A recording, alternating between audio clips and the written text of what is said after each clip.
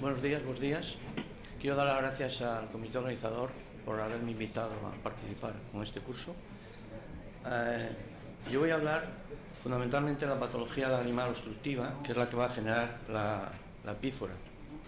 Nosotros, en nuestro hospital, tenemos un comité formado por otorrinos, oftalmólogos y radioterapeutas intervencionistas, que nos está proporcionando unos grandes resultados. Creemos que no es imprescindible, pero es importante disponer de ese comité, ya que los objetivos a lograr con este tipo de cirugía mejoran. Y por otro lado, la pífora es una patología que viene siempre referida al oftalmólogo, entonces no llega al otorrino. Entonces ellos están encantados porque si antes operaban 10, ahora operan 100. Recordar que la pífora, dentro de toda la sintomatología que se presenta en una clínica oftalmológica, es la sintomatología más frecuente, y por otro lado es una patología que es muy discapacitante, ya que dificulta mucho la visión al paciente, produce infecciones, etc. Dentro de las causas de pífora hay una gran variabilidad de causas. Yo se he dividido en tres grandes apartados: epífora obstructiva, epífora por hiperproducción de lágrima y epífora por trastorno de la bomba lagrimal, es la que conocemos con el nombre de epífora funcional con vías lagrimales permeables. La epífora obstructiva, como su nombre indica, hay una obstrucción de las vías lagrimales. Recordad que la vía lagrimal es como un sistema de fontanería, donde hay un sumidero, que son los puntos lagrimales donde recogen la lágrima, un reservorio, el saco lagrimal, y el ostium, por donde se drena la lágrima.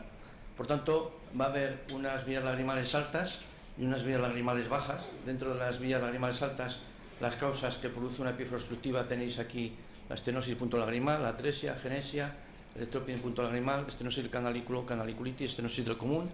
Y de las vías bajas tendréis la posacular del saco, después del saco, la obstrucción del saco lagrimal y la obstrucción del conducto lacrimonasal.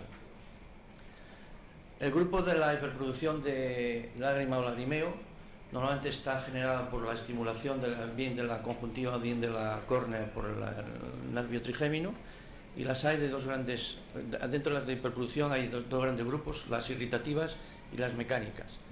Dentro de las irritativas tenéis aquí toda una serie de ellas: el ojo seco, la blefaritis, meibomitis, conjuntivitis crónica, uveitis, conjuntivitis, keratitis. Y dentro de las mecánicas tenéis las malposiciones palpebrales, que también secundariamente se afecta el trigémino, pero ya es por la inflamación producida mecánicamente o bien por el párpado, por las pestañas, y por la latitud palpebral o conjuntivo calasia. Y por último, el tercer gran grupo son lo que llamamos como trastorno de la bomba epífora funcional, que es generalmente es debida a una lasitud y que muchas veces mejoran haciendo una cirugía tiratarsal. A lo mejor después Nicolás nos referencia un poco las indicaciones de la cirugía. Y evidentemente la parálisis facial, cuando hay un trastorno de la bomba por la parálisis del nervio. Aquí tenéis un abanico de situaciones que anteriormente he señalado. Tenéis el entropio, tenéis entropions, en fin.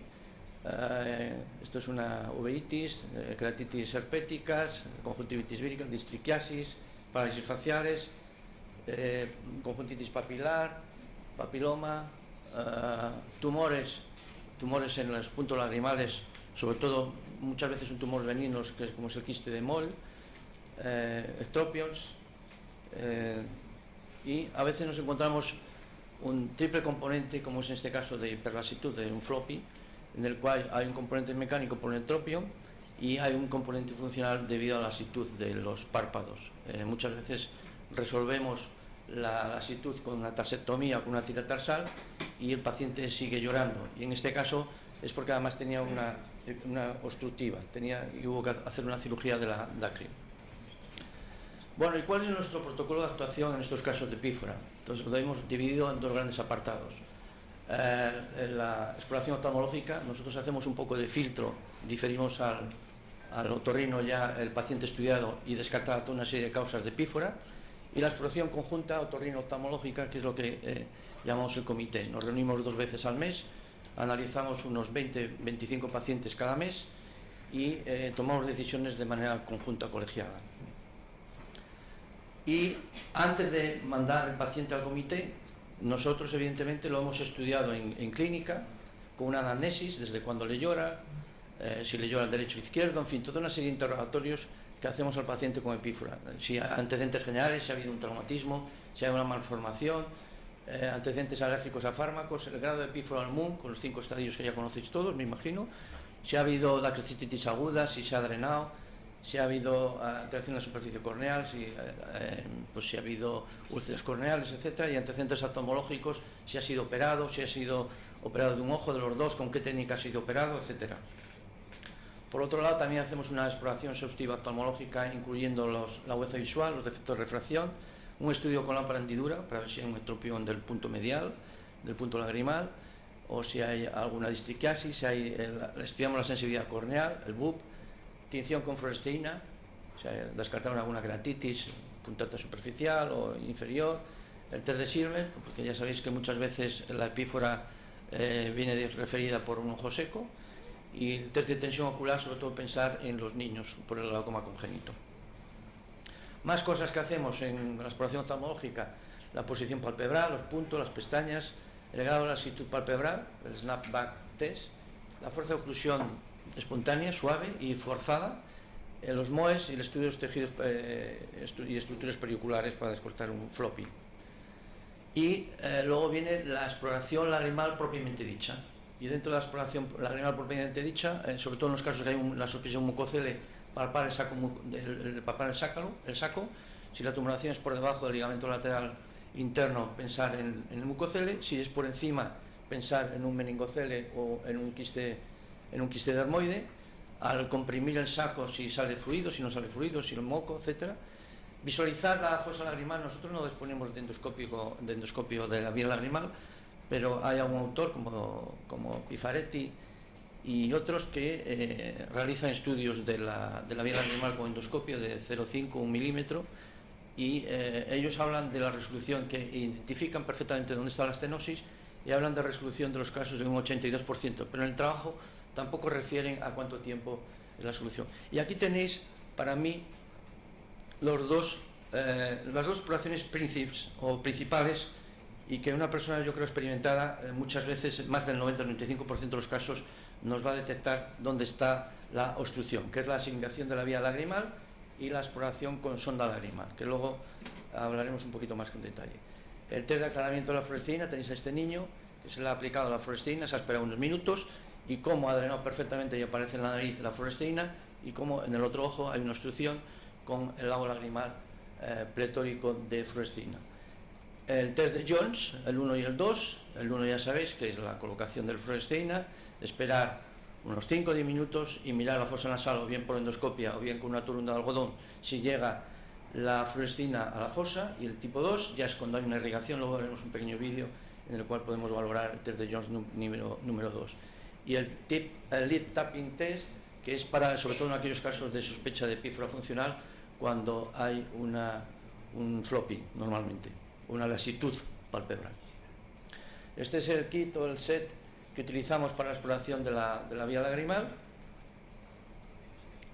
Y aquí tenemos, para los residentes, gente en formación, la exploración típica de una vía lagrimal, cómo procedemos.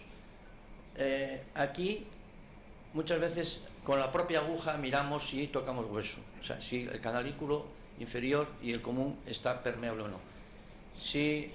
Otras veces lo hacemos con una sonda y medimos la distancia del punto lagrimal, si tenemos dudas, a la zona de tocar hueso. Aproximadamente es 1 centímetro. Aprovechamos para hacer un test de Schirmer, y en aquellos casos que sospechemos una epífora funcional hacemos el lead tapping test.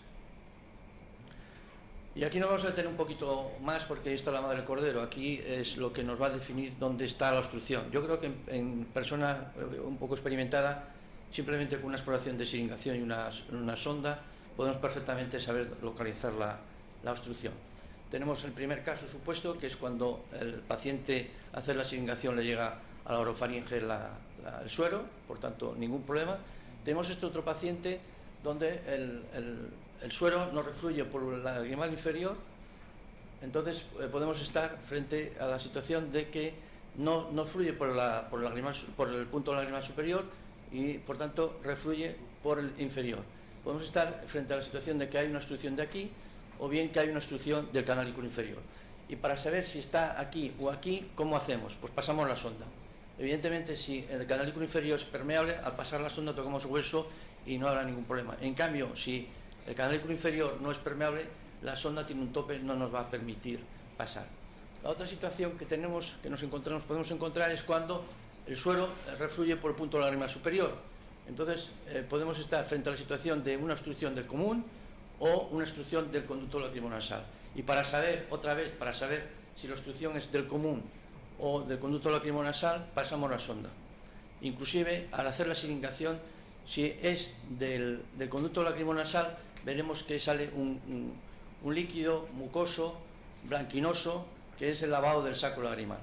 En cambio, si es del común, el líquido será completamente blanco y transparente. Y, evidentemente, al pasar la sonda, cuando es el común, tenemos otro tope que no llegamos a tocar el saco lagrimal. Por tanto, con esta exploración que hemos dicho, vamos a descartar otras etiologías de epífora y vamos a conocer el nivel de la obstrucción. Y, por tanto, una cosa y la otra nos va a condicionar sobremanera el tratamiento. ¿De acuerdo? Y una vez que ya hemos hecho la exploración al oftalmólogo, pasamos el paciente al comité y nos reunimos y estudiamos conjuntamente con los otorrinos, practicamos una rinoscopia en consulta para valorar el campo quirúrgico y además seleccionar el tipo de cirugía en base a los hallazgos. O sea, pacientes que tienen deformidad septal, patología turbinal, resistencia a pólipos, resistencia de sinequias, etc. Todos estos pacientes o simultáneamente los trata el otorrino haciendo una endoscópica nasal o previamente los resuelve el problema y luego les hace la cirugía.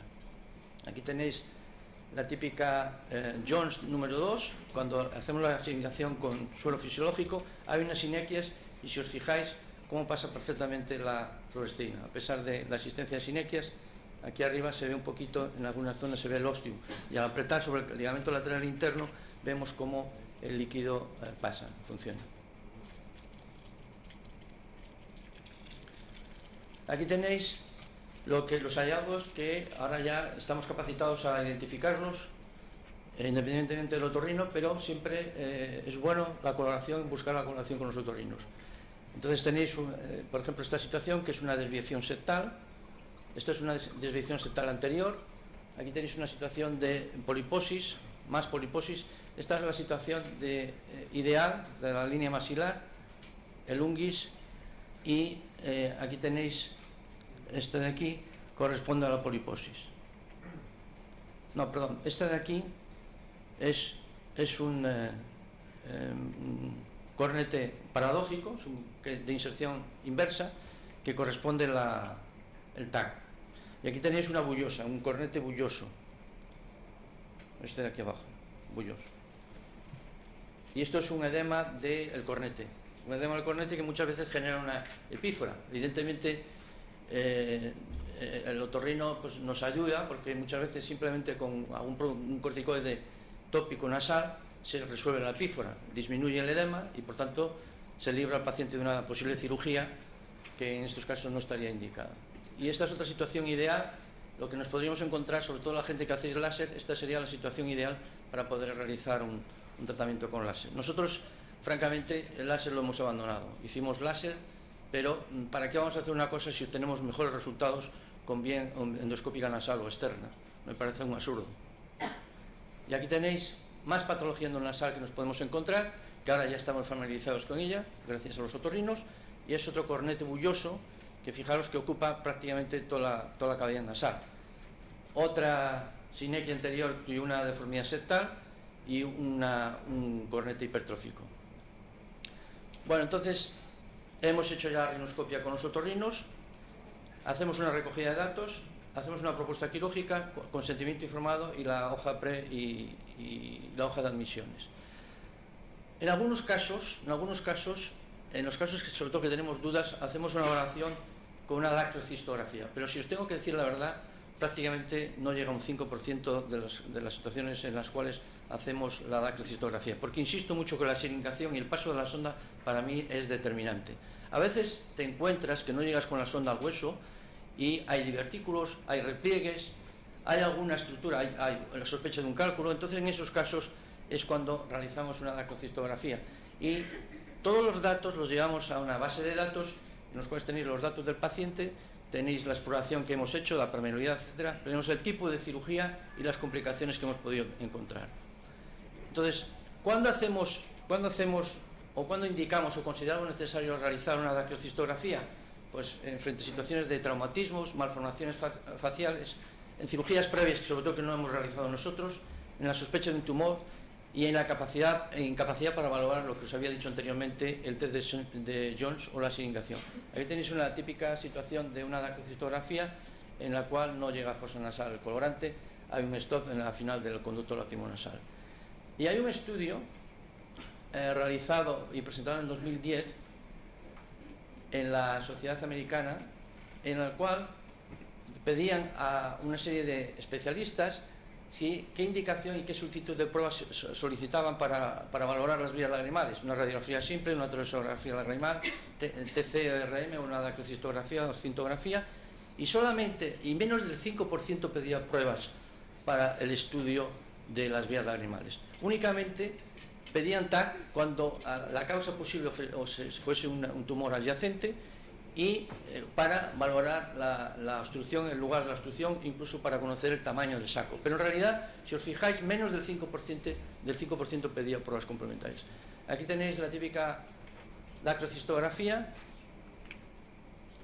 en la cual canalículo superior, canalículo inferior, el saco lagrimal, conducto lacrimonasal, pero hay un stop, hay un reflujo del colorante, más situaciones. Este es un caso interesante porque aquí refluye por el punto lagrimal superior, por el canalículo superior, y hay un stop a nivel del conducto común. Fijaros cómo no llega a saco lagrimal. En estos casos, Nicolás nos hablará que probablemente le hará una LACO, una conjuntivo dacrocitorrinostomía con tubo. Hay otra prueba que también se puede solicitar, en la cual no tengo experiencia, no lo he utilizado nunca, y que está fundamentalmente indicada para las epíforas funcionales, que es la escintografía. Tiene algún inconveniente, que no suministra información anatómica y es una radiación ionizante, y por otro lado hay que correlacionarlo con la dacrocistografía en muchos casos. Más pruebas que podemos solicitar para el estudio de las vías lagrimales: el TAC, sobre todo en estas situaciones. Perdón.